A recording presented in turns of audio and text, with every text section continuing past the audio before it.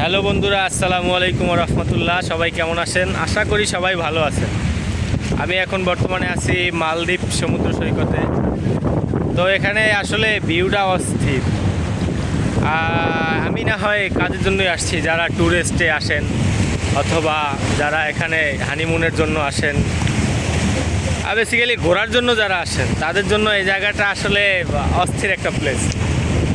এরকমের সুন্দর জায়গা এবং আসলে কথাই আছে যে তোমার মনে যতই কষ্ট থাকুক না কেন, তুমি সমুদ্রের পাশে যাও, তোমার মনে কোনো কষ্ট থাকবে না। তো আমি ওটা ফিল করি না যে আমার কি কষ্ট আছে বা নাই।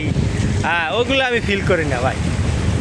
আইসি মালদ্বীপ সিল, ওকে।